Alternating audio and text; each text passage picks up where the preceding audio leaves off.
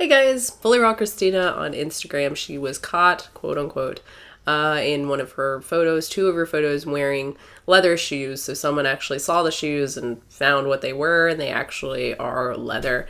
And people, unsurprisingly, are very, very pissed about this. If you check out most of the comments now on her recent Instagram posts, they're just, most of them are like, oh my god, you're an awful person. How could you wear leather? Some of them are just like, hey, that's not cool, maybe don't do that, but quite a few of them are pretty mean. So first, what I posted on Twitter, like, why assume the worst? I really don't understand this. Why assume that she even knew that the shoes were vegan? Maybe she just didn't know. I mean, all of us at some point have unintentionally bought things that weren't vegan. And even if she did intentionally buy these shoes knowing that they were leather, is harassing her and calling her a fake vegan and a bitch, I think, is really the best tactic? Is this really effective? We see this time and time again, and we see just how well it works. Nick Ikato, in a recent video, he talked about this. He was complaining about the toxicity regarding, vegans and kind of the vegan movement, and how just brutal vegans are when it comes to other vegans. Even if you consider yourself an ethical vegan and you've been vegan for a long time, that shit can wear on you, having people just constantly scrutinizing you, especially when you have a large following, someone like Kristina, and you have multiple people just telling you how evil you are. That shit wears on you, and after a while, it's unsurprising. Some people complain about that, and like Nick, he's just like, I don't even call myself vegan anymore.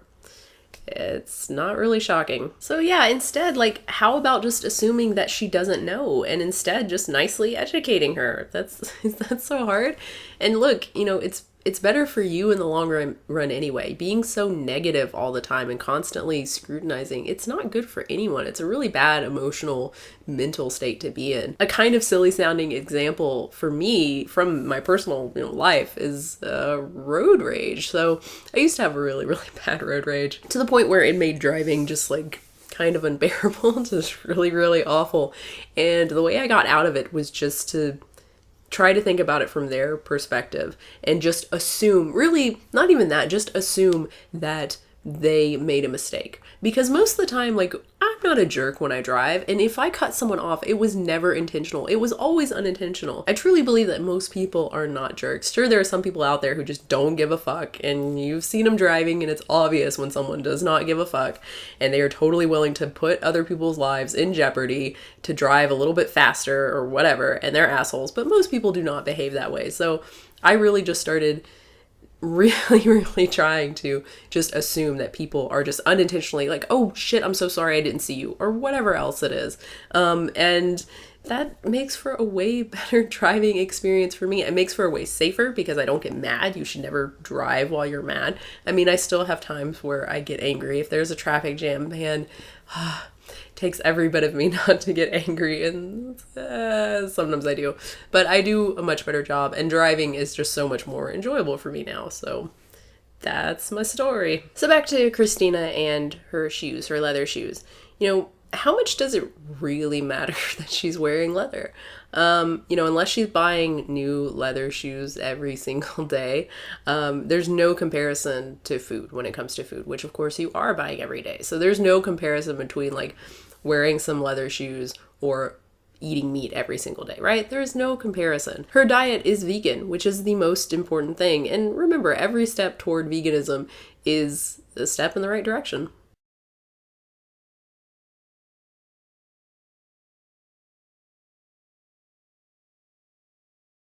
Finally, I find it really interesting that this is what people choose to criticize Kristina for. We're talking about someone whose channel, one of the most popular vegan channels, promotes a just extremely expensive, extremely restrictive, extremely unhealthy, extremely wasteful vegan diet to lots of people, lots of young people. And not to mention a diet that continues to kind of promote the stereotype that a vegan diet is difficult and ridiculous and unsustainable. We're also talking about someone who promotes other really, really harmful ideas, like that the sun is just super great for you and that you can spend hours in it and don't use sunscreen because it's the sunscreen that's bad for you. What? And also that vaccines are bad for you. What?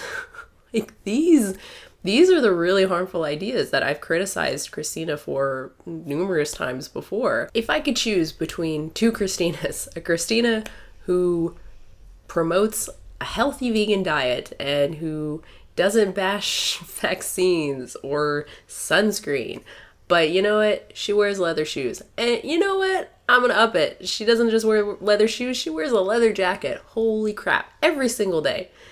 If I had to choose between that Kristina or a Kristina who continues to promote the shit that she promotes but doesn't wear leather shoes or a leather jacket, I would choose the first Kristina that wears the leather shoes and the leather jacket any day. But that's just me. I guess that's it. Thank you so much for watching this video. I really hope you enjoyed it. If you have any comments or questions or would like to share what you ate today, no, that's not this video. Oh my gosh. If you have any comments or questions on wearing leather or whatever else, leave that down below. You can share what you ate too though if you want to do that. Yeah, and if you want to subscribe. I am still sick. Thank you so much for watching. I will have a new video very soon.